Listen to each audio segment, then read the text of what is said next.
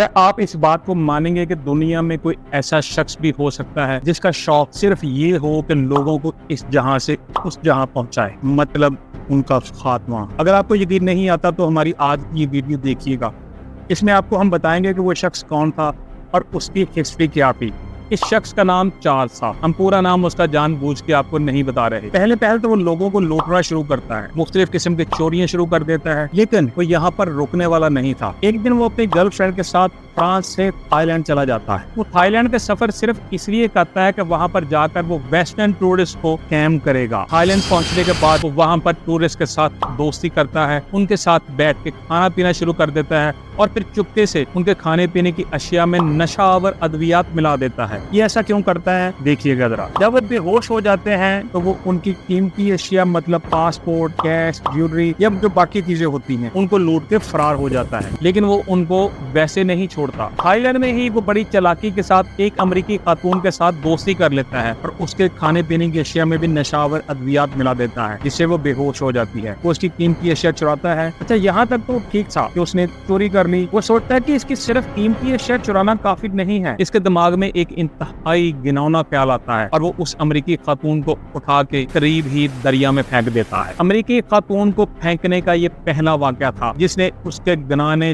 جرائم کی دنیا کا آغاز کیا۔ اس کے بعد وہ ایک اور ٹورسٹ کے ساتھ ملتا ہے، اس کے ساتھ گپ شپ لگاتا ہے اور اس کے بھی کھانے پینے کی اشیاء میں نشہ آور ادویات ملا دیتا ہے، اس کو بے ہوش کرتا ہے۔ یہاں پر بھی وہ صرف بے ہوش کرنے کی حد تک نہیں رہتا بلکہ خود کو مطمئن کرنے کے لیے وہ اس کی باڈی کو جلا دیتا ہے اور جلانے کے بعد اس کو سڑک کنارے ہی چھوڑ کر چلا جاتا ہے۔ زندہ جل جانے والے شخص کی گرل فرینڈ کو جب معلوم ہوتا ہے تو اپنے کمرے میں نہیں ہے۔ اس پر وہ چارلس کے پاس جاتی ہے اور اس سے پوچھتی ہے کہ اس نے اسے کچھ سوالوں جواب کرنے ہیں۔ چارلس بہت دماغ کا شاطر تھا کیونکہ اس خاتون کو معلوم تھا کہ وہ ٹورسٹ اس کے ساتھ کھانے پینے کے لیے باہر نکلتا تھا، اس لیے وہ وہاں پہ آئی تھی۔ سوال و جواب کے دوران چارلس خاتون کے کھانے پینے کی اشیاء میں بھی نشہ آور ادویات ملا دیتا ہے اور اس کو بھی پہلی خاتون کی طرح ڈوبنے کے لیے دریا میں پھینک دیتا ہے۔ ان تین لوگوں مطلب دو خواتین اور ایک مرد کو لوٹنے کے بعد اور ٹھکانے لگانے کے بعد اس کے پاس اچھی خاصی رقم آ چکی تھی اور وہ بڑی شاہانہ زندگی گزار رہا تھا، لیکن کیونکہ اس کا دماغ جرائم کے حوالے سے سوچتا تھا اور وہ سوچتا ہے کہ کہیں ایسا نہ ہو کہ لوگ اس کو شناخت کرنا شروع کر دیں، کیونکہ جتنے جو ٹورسٹ اس کے ارد گرد تھے وہ سب آہستہ آہستہ غائب ہو رہے تھے، اس لیے وہ سوچتا ہے کہ یہاں سے کسی دور جگہ پہ چلے جانا چاہیے جہاں پہ لوگوں کا اس پر کسی صورت بھی شک نہ جائے۔ وہ کسی اور جگہ پہ ایک ڈچ کپل کو دعوت دیتا ہے۔ وہ دونوں اس کے مہمان تھے لیکن وہ مہمانوں کو بھی نہیں چھوڑتا، وہ کھانے پینے کی اشیاء میں ایک مرتبہ پھر مدہوش کر دینے والی ادویات شامل کرتا ہے جس سے وہ جوڑا بے ہوش ہو جاتا ہے۔ وہ ان دونوں کے جسموں کو جلا دیتا ہے، یعنی اس کی جو کرمنل مینٹلٹی تھی وہ اور گھناؤنی ہوتی جا رہی تھی۔ ان دونوں کو ٹھکانے لگانے کے بعد ان کا قیمتی سامان چوری کرتا ہے اور ان کے پاسپورٹ اور اپنی گرل فرینڈ کے لیے استعمال کرتا ہے تاکہ وہ تھائی لینڈ سے نیپال جا سکیں، اور وہ دونوں بڑے آرام سے اپنے منصوبے پر عمل کر لیتے ہیں۔ نیپال پہنچ کر بھی اس کے جرائم کی دنیا کا باب بند نہیں ہوتا بلکہ ایک نیا باب کھل جاتا ہے۔ وہاں پر وہ ایک کینیڈین مرد اور ایک امریکہ خاتون کے ساتھ دوستی کرتا ہے۔ طریقہ واردات اس کا پرانا ہی تھا اور وہ ان دونوں کو بھی اس جہاں سے اس جہاں پہنچا دیتا ہے۔ چارلس پہلے ان دونوں کے جسموں پر تیزدار آلہ سے پے در پے وار کرتا ہے اور اس کے بعد ان کو زندہ جلا دیتا ہے۔ وقتی طور پر تو نیپال میں ان دونوں وارداتوں کے حوالے سے کوئی شور شرابہ نہیں ہوتا، حالانکہ دو ٹورسٹ اپنی جان گوا بیٹھے تھے۔ وہاں کے تو میڈیا میں شور بپا ہونا چاہیے تھا لیکن ایسا نہیں ہوتا، مگر بعد ازاں یہ معاملہ بہت گمبھیر ہو جاتا ہے جبکہ دوسری طرف قاتل اور اس کی گرل فرینڈ ان کا سامان چوری کرنے کے بعد نیپال سے واپس تھائی لینڈ چلے جاتے ہیں۔ پھر وہ اس ملک میں بھی نہیں رکتا اور وہاں سے انڈیا فرار ہو جاتا ہے۔ انڈیا پہنچ کر بھی وہ اپنے جرائم کی دنیا کو جوان رکھتا ہے اور وہاں پر بھی وہ ایک ٹورسٹ کو اس جہاں سے اس جہاں پہنچا دیتا ہے۔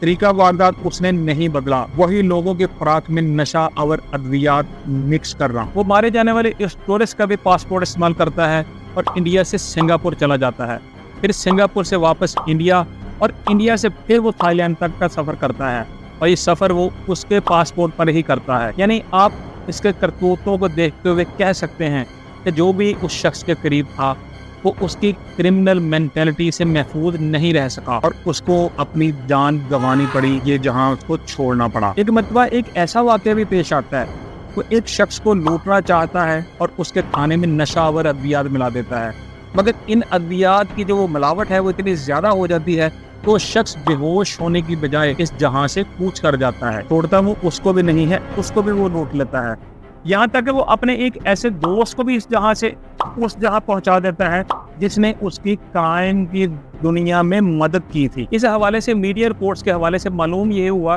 کہ وہ اپنے اس دوست کو صرف اس لیے مار دیتا ہے کہ کسی ایشو پر اس کے ساتھ بحث ہو گئی تھی۔ تھائی لینڈ سے جب ایک مرتبہ پھر وہ واپس انڈیا آتا ہے تو اس کے دماغ میں ایک بہت ہی گھناؤنا قسم کا آئیڈیا آتا ہے۔ وہ آئیڈیا یہ تھا کہ وہ پلان کرتا ہے کہ کیوں نہ ایک ساتھ وہ ایک بڑے گروپ کے لوگوں کو لوٹے۔ پہلے تو وہ سنگل لوگوں کو لوٹ رہا تھا، کیونکہ وہ سوچتا ہے کہ اگر نشہ اور ادویات ایک شخص پر کام کر سکتی ہیں وہ زیادہ لوگوں پر بھی کام کر سکتی ہیں۔ وہ 60 لوگوں کے ایک گروپ کو لوٹنے کا فیصلہ کرتا ہے، ایک نیا فیصلہ اس کی زندگی میں، کہ 60 لوگ فرینچ انجینئرنگ اسٹوڈنٹ سے جن کو چارلز یعنی کہ ایک قاتل نیو دہلی میں ملا تھا، اور ان تمام لوگوں کے لیے وہ پانی کی بوتلیں لے کے آتا ہے، اور اصل میں ان پانی کی بوتلوں میں اس نے نشہ آور ادویات ملائی ہوئی تھی تاکہ وہ ان طلباء کو بے ہوش کرے اور پھر اپنی واردات ڈالے۔ جیسے ہی وہ لوگوں میں پانی کی بوتلیں تقسیم کرتا ہے، جو بھی پانی پیتا ہے وہ ساتھ ہی بے ہوش ہونا شروع ہو جاتا ہے۔ لیکن اس مرتبہ لگ ایسے رہا تھا کہ قسمت اس کا ساتھ نہیں دے گی، کیونکہ پانی کی بوتلیں تقسیم کرتے کرتے اس کو اتنی دیر ہو جاتی ہے۔ اس دوران اس کا نشہ آور پانی استعمال کرنے والا ایک طالب علم بے ہوشی کے بعد واپس ہوش میں آ جاتا ہے۔ یہی سے حالات ٹرن ہوتے ہیں۔ آہستہ آہستہ باقی طالبات بھی ہوش میں آنا شروع ہو جاتے ہیں، اور وہ اس سے پوچھتے ہیں کہ اس نے پانی کی بوتلوں میں کیا ملایا تھا۔ وہ فوری طور پہ پولیس کو موقع پر بلاتے ہیں، اور اسٹوڈنٹ کی حالت دیکھتے ہوئے پولیس چارلز کو حراست میں لے لیتی ہے، یعنی اس کے برے دن شروع ہونے والے تھے۔ پولیس چارلز کے خلاف تفتیش کرتی ہے، اس کو عدالت کے سامنے پیش کیا جاتا ہے، جہاں پر اس کو اسٹوڈنٹس کو مدہوش کرنے کے الزام میں 12 سال قید کی سزا کا حکم سنایا جاتا ہے، یعنی اب آیا تھا اونٹ پہاڑ کے نیچے۔ پولیس اس کے خلاف انڈیا کے اندر ماضی میں ہونے والے قتلوں کے الزامات بھی عائد کرتی ہے، اور پولیس کو یقین ہوتا ہے کہ ان الزامات کی روشنی میں عدالت اس کو سخت سزا دے گی۔ لیکن چارلز اس سے بچ جاتا ہے، کیونکہ اس کے خلاف کوئی بھی سالڈ ایویڈنس نہیں موجود تھی، یعنی یہاں پر قسمت اس کے ساتھ یاوری کرتی ہے۔ حالانکہ جرائم تو اس نے کیے تھے۔ جب چارلز جیل میں سزا کاٹ رہا تھا تو اس وقت اس کے خلاف تھائی لینڈ میں پوسٹرز لگ جاتے ہیں، اور اس پر الزام لگتا ہے کہ وہاں پر ہونے والے بہت سے لوگوں کے خلاف جو جان لیوا واقعات تھے ان میں یہ ملوث تھا۔ تھائی لینڈ کی حکومت چاہ رہی تھی کہ جیسے ہی چارلز اپنی سزا پوری کرے تو اس کو فوری طور پہ انڈیا سے تھائی لینڈ واپس لایا جائے، جہاں پر سنگین الزامات کی روشنی میں اس کو موت کی سزا کا حکم بھی سنایا جا سکتا تھا۔ چارلز کو ان حالات کے بارے میں معلوم ہو جاتا ہے، اور وہ کسی صورت نہیں چاہتا تھا تو تھائی لینڈ واپس چلا جائے جہاں اس کو موت کی سزا سنائی جا سکتی تھی۔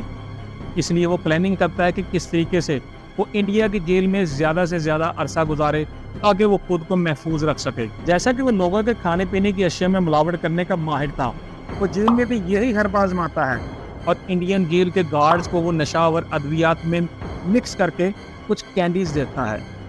گارڈز کینڈیز کھانے کے بعد بے ہوش ہو جاتے ہیں، اور چارلز ان کی بے ہوشی کا فائدہ اٹھاتے ہوئے اس طریقے سے جیل سے باہر آتا ہے کہ جیل والوں کو لگے کہ اس نے گارڈز کو اس لیے بے ہوش کیا تھا کہ وہ جیل سے بآسانی فرار ہو سکیں، لیکن اصل میں وہ چاہتا یہ نہیں تھا۔ ان الزامات کی روشنی میں اس کو ایک مرتبہ پھر انڈین عدالت کے سامنے پیش کیا جاتا ہے، جہاں پر عدالت اس کو 10 سال قید کی سزا کا حکم دیتی ہے، یعنی اس سزا کے بعد اس کو انڈیا کی جیل میں 22 سال گزارنا تھے، اور تھائی لینڈ میں اگر کسی جرم کو اس وقت قانون کے مطابق 20 سال گزر جاتے ہیں تو ملزم کے خلاف ٹرائل نہیں ہو سکتا تھا۔ اتنا چالاک اور شاطر مجرم تھا وہ کہ خود کو تھائی لینڈ میں دی جانے والی سزا سے محفوظ کر لیتا ہے، یعنی اس نے جرائم بھی کیے اور اپنی جان بھی بچا گیا۔ چارلز کو انڈین جیل میں کئی سال گزر جاتے ہیں، اور اپنی سزا پوری کرنے کے بعد جب وہ جیل سے باہر آتا ہے تو اس کے خلاف اب کسی بھی قسم کا کوئی جرم ایسا نہیں تھا جس کا ٹرائل تھائی لینڈ میں کیا جا سکے، چونکہ 20 سال سے زائد کا عرصہ گزر چکا تھا، اور اب چارلز بھی 50 سال کا ہو گیا تھا۔ اس کو جیل سے باہر آئے ہوئے 6 سال سے زائد کا عرصہ گزر جاتا ہے، اور ایک دن وہ فیصلہ کرتا ہے کہ کیوں نہ چھٹیاں گزارنے کے لیے وہ نیپال چلا جائے، یہ وہی ملک تھا جہاں پر 30 سال قبل اس نے ایک کینیڈین مرد اور ایک امریکن عورت کو لوٹنے سے قبل اس جہاں سے اس جہاں پہنچا دیا تھا۔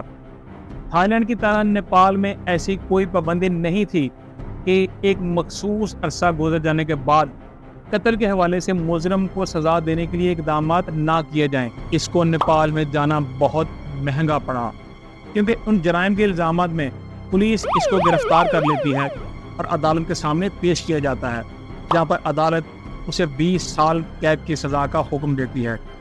وہ جیل میں اپنی سزا پوری کرنے کے بعد رہا ہوتا ہے۔ بجائے اس کے کہ وہ اپنے کیے گئے اقدامات پر شرمندہ ہوتا، اس نے اپنی زندگی کے حوالے سے ایک فلم بنا ڈالی اور ایک کتاب بھی لکھ دی، جس کے رائٹس کی صورت میں اس نے $15 ملین وصول کیے، یعنی کہ $15 ملین کے عوض اس نے یہ سب سیل کیا۔ یہ ایک سیریل کلر تھا جو کہ اب ایک آزاد انسان بن چکا تھا۔ تمام تر سنگین جرائم کے باوجود وہ لاکھوں ڈالرز کا مالک بن چکا تھا۔